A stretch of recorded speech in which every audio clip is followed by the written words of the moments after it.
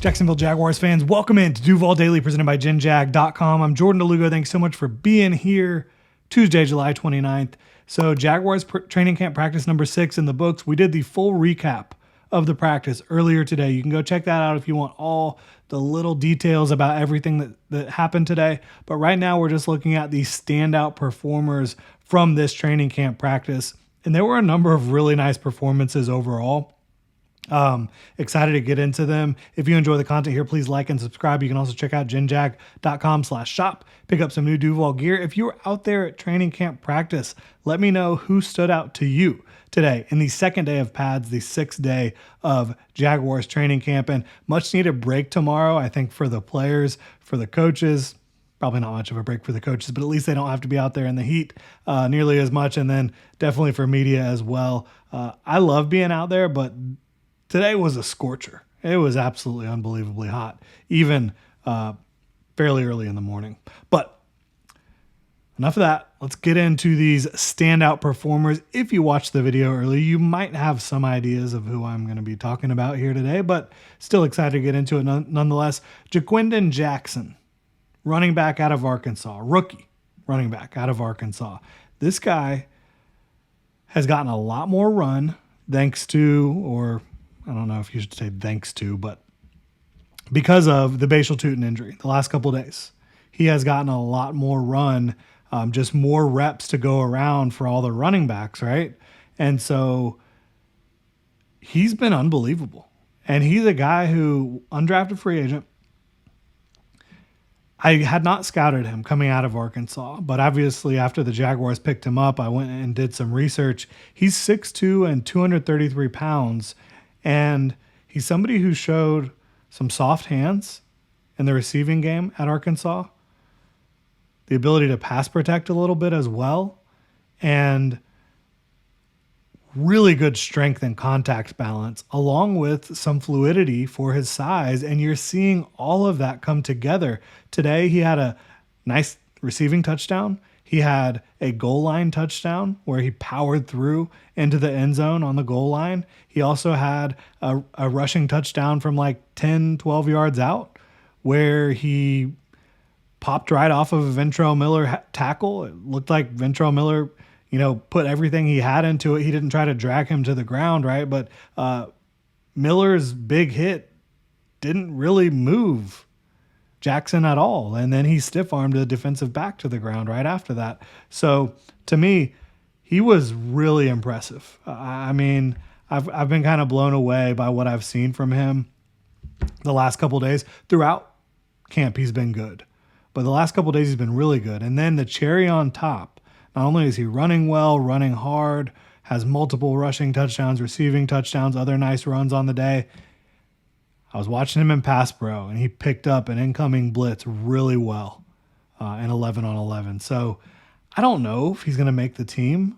You obviously have Tank Bigsby and Travis Etienne as your guys who you feel really confident about.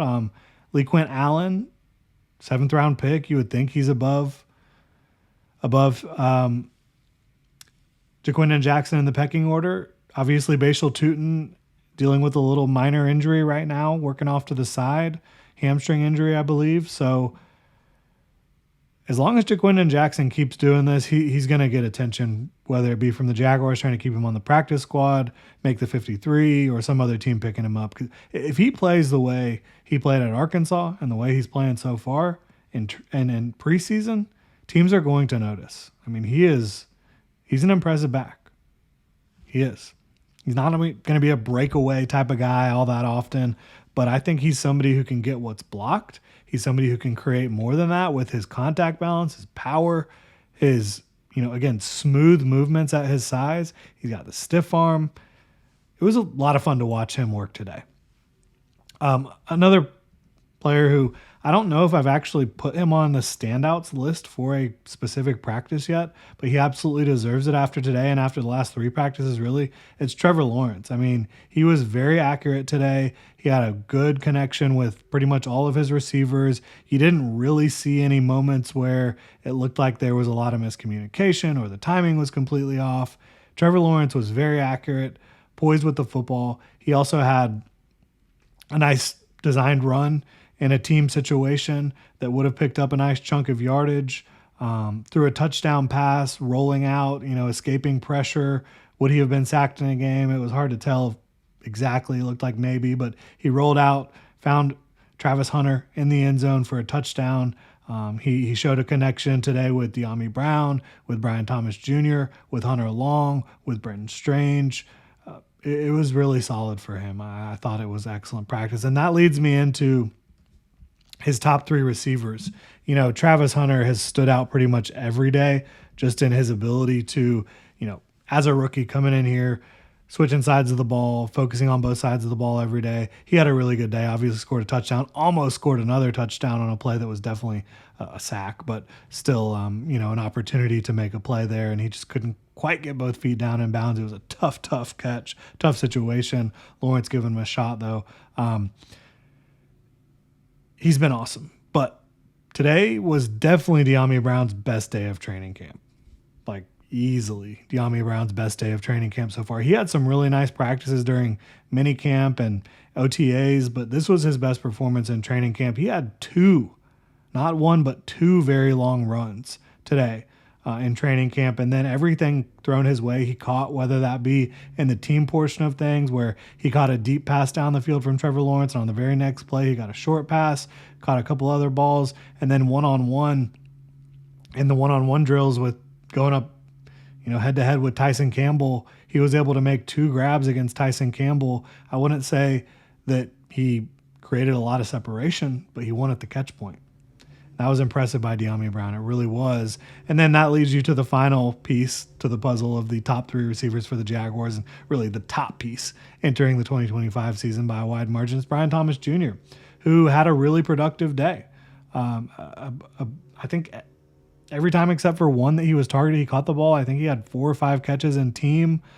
So BTJ, it was more of like a workman-like day than really a highlight reel filled day for Brian Thomas Jr., but it was impressive. And team, he was helping the Jaguars move the football, helping the Jaguars offense stay on schedule. And that's all you can ask for sometimes in a practice where other guys might be making some big plays. Brian Thomas Jr., again, was very workman-like and just getting the job done. I also thought that Travis Etienne stood out. Basically, the run defense brought it today. They did. But the first 2 plays of practice, the first 2 Travis Etienne runs, 11 on 11, were really strong runs. He did a good job getting yardage on those plays. They would have definitely been very positive plays for the offense. And then he also had a touchdown on a draw play. It was a nice sell by Trevor Lawrence to make it look like it was going to be a passing play and then hand it to Etienne. But that gave him a lot of separation, and he only had one man to beat. I think he clearly did, and scored a touchdown. So that was cool for Travis Etienne, having a good day.